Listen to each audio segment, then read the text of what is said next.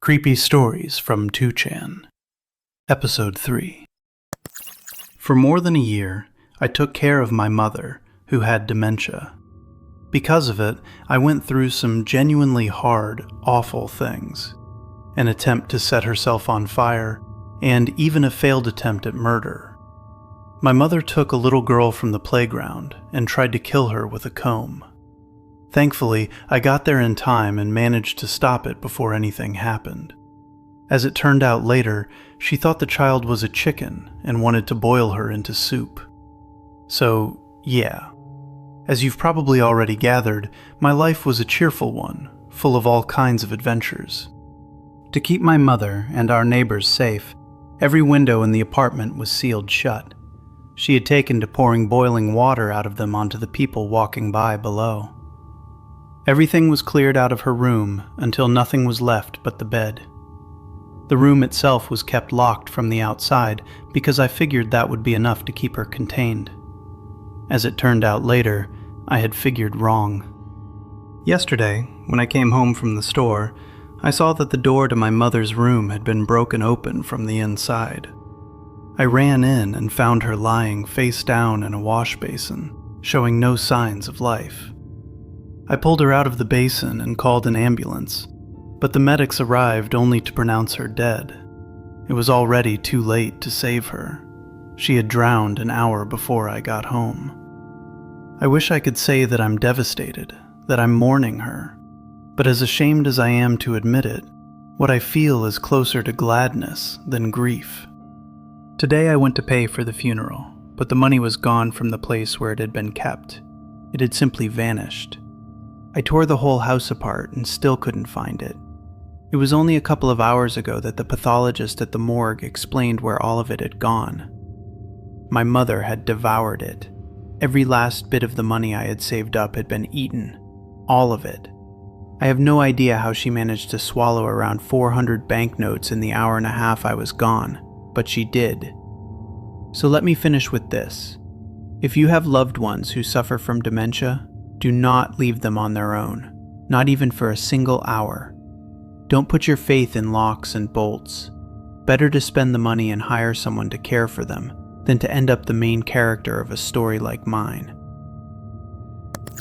Back in 2009, I kept a blog on Amoeba, one of the more popular blogging platforms in Japan at the time. I never took it very seriously. Mostly I just wrote little stories about my life as a college student. Even so, I had a handful of regular readers. Every so often, comments would appear from a user who went by the name I. He had been following me for a long time, and for months he seemed like nothing more than an ordinary reader, one familiar face among the rest. Then, at some point, I started getting swarmed on social media. At first it looked harmless enough. Likes, comments, little reactions to my photos. Then the private messages began. For a while it was just one user paying me compliments, and when I didn't answer, the tone slowly began to change. The messages grew more insistent, then more aggressive. Eventually I blocked him. About a week later, the same person was back, this time under a different name. That was when one of the most frightening stretches of my life began. He wrote to me constantly, and he always seemed to know where I was. He would describe what I had done that day. He knew the names of my friends, of my parents. Sometimes he brought up things I had never posted anywhere online at all. I tried for a while to treat it like somebody's very ugly idea of a joke. Back then I lived in a small, quiet town in Saitama, not far from Tokyo, the kind of calm place where I had always felt safe. Then one evening, I was walking home from the supermarket with 2 bags of groceries.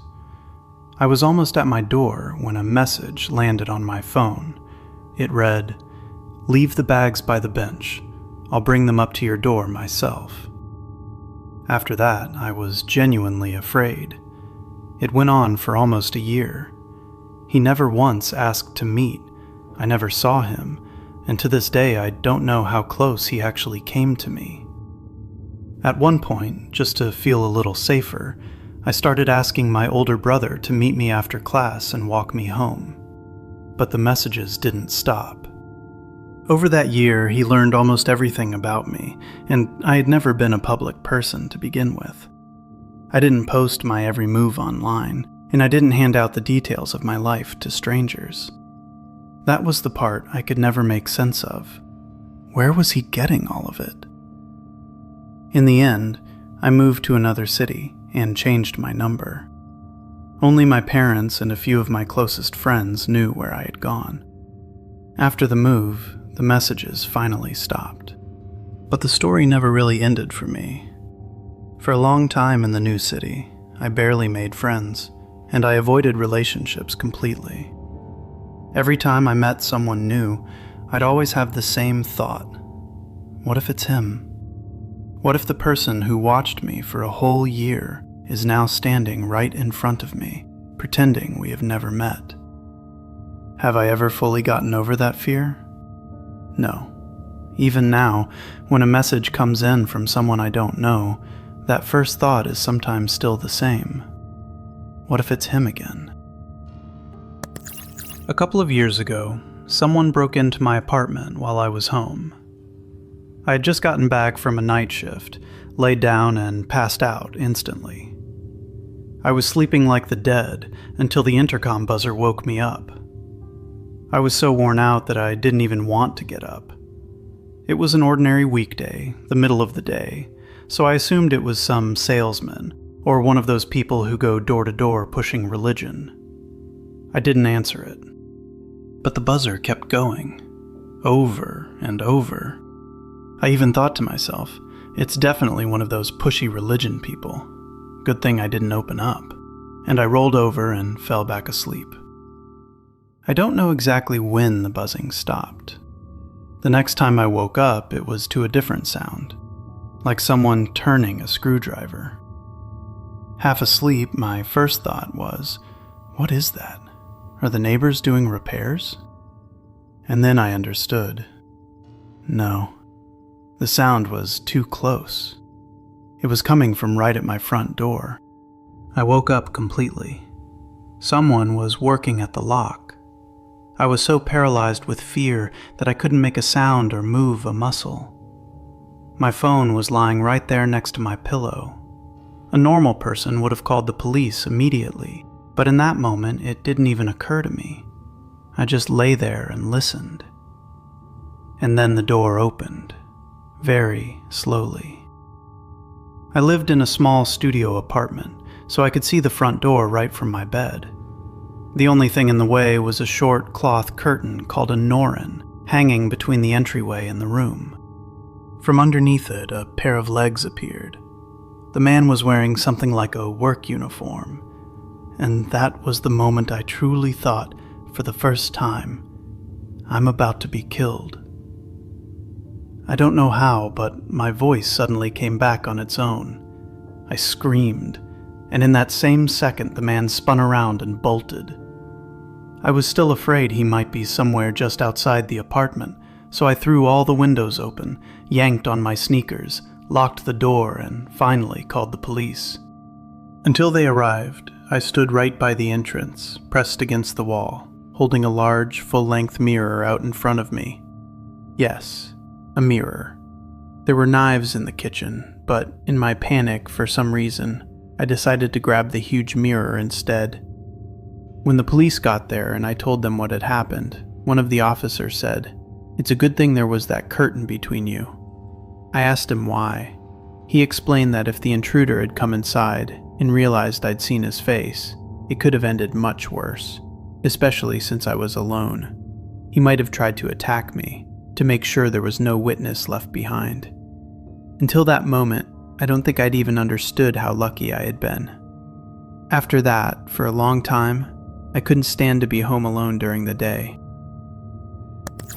When I was in college in Tokyo, I was seeing a guy who was... I honestly don't even know how to describe him. Selfish? Possessive? Or just someone who had no understanding of other people's boundaries at all.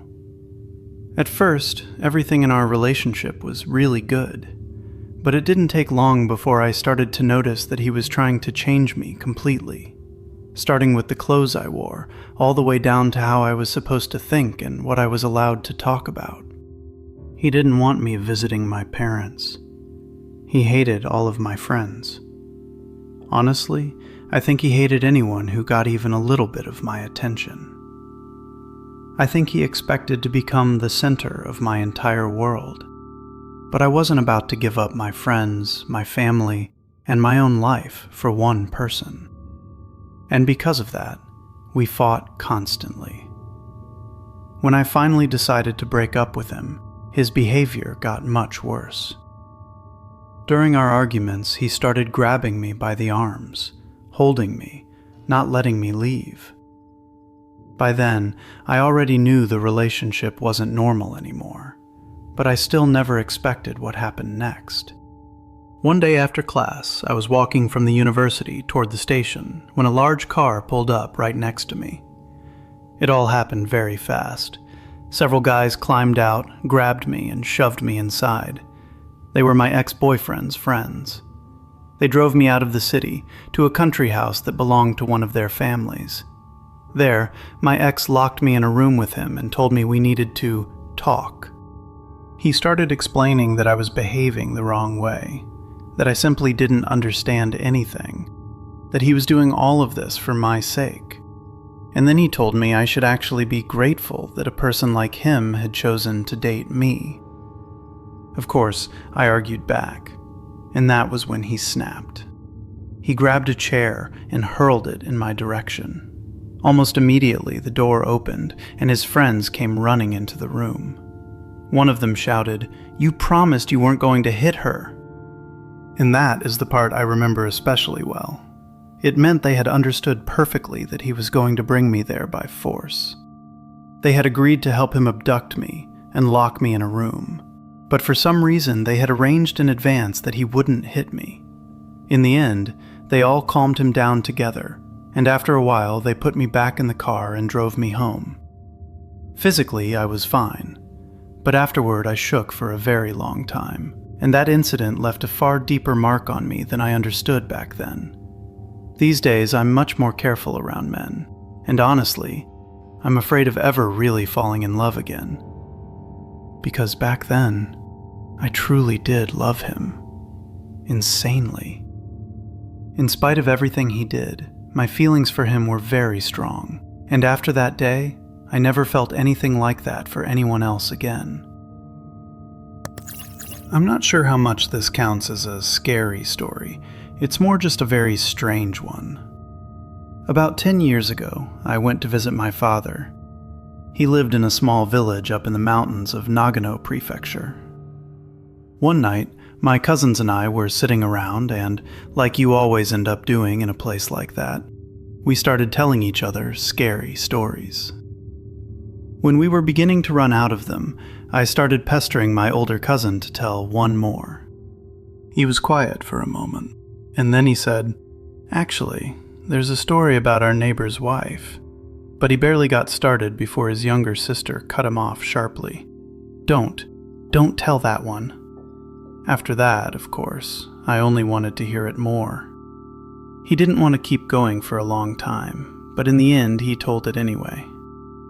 Not far from our neighbor's house, deep in the mountains, there stood a small old fox statue. In Japan, foxes are considered the messengers of Inari, a Shinto deity connected with the harvest, prosperity, and good fortune. You often see figures like that near Inari shrines. But this one stood all alone, far away from any shrine at all. No one really knew who had put it there, or when.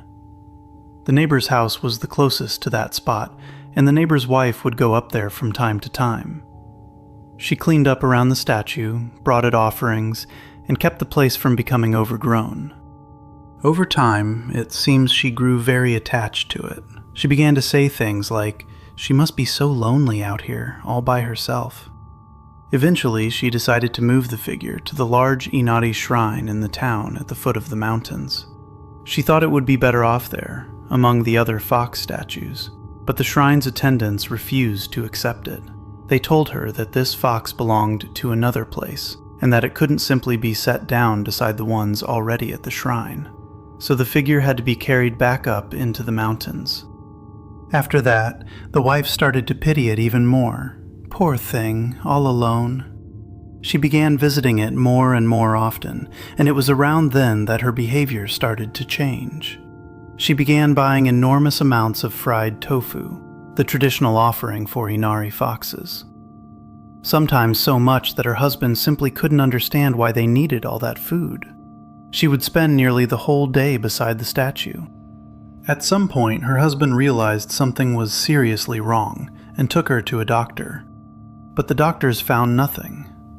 On the way home, the wife suddenly disappeared. The next day, they found her in the mountains. She was sitting alone in a very beautiful spot, staring straight ahead with a completely empty look in her eyes, quietly murmuring something no one could make out. That was when the family decided to call in a Buddhist monk. But the moment they told the wife they were going to bring a monk, she vanished again. This time the whole village searched for her. Then the police got involved, but they never managed to find her. In desperation, the husband turned to a local man people took for a medium. The man told him, "Your wife is no more than 5 kilometers from the house, but something keeps carrying her from place to place. It moves and leaps. It's most likely some kind of animal." The strangest part was that no one had said a single word to this man about the fox statue, or about Inari. The wife was never found. And after some time, it was the husband who began acting strangely. He started going up into the mountains to tend to that same statue. One day my grandmother saw him there and called out to him. He turned to her with a vacant look and said, "The fox is watching over my wife now." What happened after that, I don't know. But the old people in that village used to say that a monk's robes can protect you from the spirits of foxes and tanuki, creatures from Japanese folklore that resemble raccoon dogs. And they said one more thing, that you shouldn't call on Inari without a reason, because if you catch the attention of one of her foxes, it may follow you home. When I was in high school, I started dating a guy. He was always telling me he would love me until the day he died. But at the same time, bit by bit, he destroyed me, both emotionally and physically. It was a textbook toxic relationship. He tried to control literally everything: who I talked to, where I went after school, what time I came home. I wasn't allowed to go out with friends. The moment I went anywhere without him, it turned into tantrums, insults, and endless accusations. "You dress wrong. Why do you look like that? Who are you even dressing up for?" He hated it when I talked to anyone besides him. Sometimes it turned physical. He would grab me, shove me, or hit me, and for a while I was walking around covered in bruises. Later I found out that the whole time he had been constantly cheating on me, and not with just one girl. He slept with practically anyone he got the chance to. That man completely destroyed my sense of self-worth. But there was one incident that I still think about especially often. One winter night, late in the evening, he put me in his car and drove me somewhere out of town. At first, I didn't even understand where we were going. We kept getting farther and farther from any houses, until all that was left around us was a dark road and the woods. At some point, he stopped the car. Then he opened the door on my side and made me get out. The weather was cold, and there was almost nothing around us. Before driving off, he shouted at me, "You'd be better off just dying." And then he left. I was alone, in the middle of a forest road on a winter night. I don't remember exactly how much time passed. Back then, it felt like a very long time. And then I saw headlights again. He had come back. He put me back in the car as if nothing out of the ordinary had happened, and the whole way home he drove at some insane speed. I sat next to him and was simply too afraid to move. In spite of all of it, our relationship went on for about 5 years. It's hard for me now to understand why I stayed with him for so long. But back then, my self-worth had been almost completely destroyed. I was certain that if I left him, no one would ever want me again. I was terrified of ending up alone, and leaving him wasn't simple either. Whenever I said I wanted to break up, he just didn't take my words seriously. It was as if my decision didn't exist to him at all. In the end, he was the one who ended it. I thought that would finally be the end of everything. But I was wrong. For about 2 more years, he kept interfering in my life. If he found out I had started talking to some guy or that someone was interested in me, he would track him down and beat him. He did it deliberately, so that no one would want to get involved with me. So even after we broke up, for a long time I felt as though I still belonged to him. He has a new girlfriend now, and I really hope that means he'll finally leave me alone. But just in case, I still try to stay away from any place where I might run into him by accident. My stalker is my ex-boyfriend. He started stalking me 5 years ago, almost immediately after we broke up. We had only been together for about half a year. In the beginning, he seemed completely normal, but pretty soon I started noticing things that made me uneasy. For example, when I was getting ready to head home, he would grab me by the hand and refuse to let go. Stay a little longer. At first he asked, then he started to beg. To some people that might sound like nothing, but even back then, it felt like a violation of my boundaries. One time he told me about a fight he'd gotten into with his father, a really vicious one. And he talked about it almost calmly. That scared me. In the end, I told him plainly that I didn't want to keep dating someone capable of that kind of aggression, and I broke up with him. He didn't accept it, not in the sense that he tried to change my mind. He literally refused to acknowledge that our relationship was over. First, he started waiting for me outside my building. Then I began noticing him in the stairwell. Sometimes he stood under my windows for hours. I would step out of my apartment and find him right by the entrance, as if he'd just been waiting for me to appear. If he ran into me on the street or on public transit, he grabbed at my arms. He would plant himself in a doorway and refuse to let me get home. One evening, I was riding the train, and it wasn't until several stops later that I noticed him in the same car. I hadn't even seen him get on. By then, it had been going on long enough that I panicked instantly. I called the police right there from the train and told them my ex-boyfriend was following me again. Later, I filed an official report. And that was the point where he decided to get his revenge. Back when we were still together, I had once told him about a conflict with my boss. Just an ordinary conversation with someone I trusted at the time. I had no idea he would one day try to use it against me. He brought the police a doctored recording of my voice and claimed I was planning to attack my boss. I was called in for questioning. I sat there, trying to explain to the officers that the recording was fake and that the person who filed it was someone I had just reported for stalking. In the end, they let me go. There was no real evidence against me, of course. But after that, he simply changed his methods. If before he had stalked me physically, now he started destroying my life through the internet. He put up a sexual ad in my name, with my real personal details on it. He began writing vile things about me on one of the big Japanese internet forums. There were thousands of users on it. He posted my private photos. He invented stories about me. People I had never met in my life were discussing me as if they knew me personally. I wrote to the administrators, demanding they take down the photos, delete the discussions, block the accounts. Some of it got removed. Then new posts would appear. He always found a way to come back. And then the direct threats began. "I'll ruin your life. Be with me, or I'll destroy you." But what frightened me most was something else. Back when we were still together, I had given him my cat. Now he started threatening to kill it.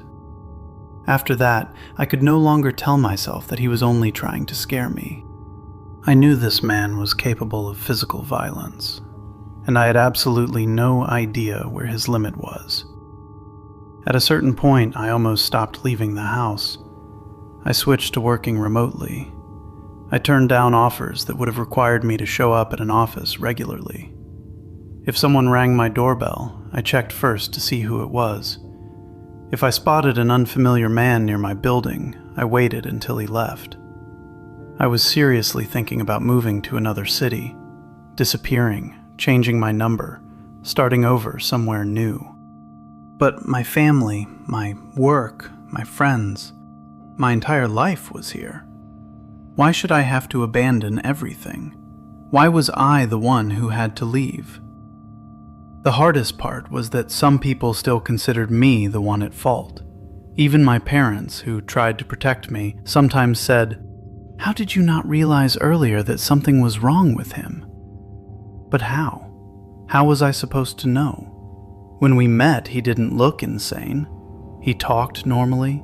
He smiled normally. He behaved normally. If people like that looked dangerous right away, no one would ever date them. By then, he had already managed to ruin my reputation, damage my creative career, and destroy my relationship with a man I truly loved. I started having breakdowns. My health got worse. I started having problems I'd never dealt with before any of this, and at some point, I caught myself thinking something that frightened even me. I was ready to kill him. I genuinely thought maybe it would be easier to spend a few years in prison than to spend the rest of my life watching this man destroy me piece by piece. That is the state he drove me to. And then, about a year ago, it all suddenly stopped. He disappeared. No messages, no new posts. I stopped seeing him near my building. He simply vanished from my life, just as suddenly as he had come back into it after the breakup. It should have felt like relief, but it didn't, because I don't know why he stopped. And the most frightening thing is that I don't know if he stopped at all. Sometimes I think he simply understood one thing. If you want to keep watching someone, it's better to make sure they no longer notice you.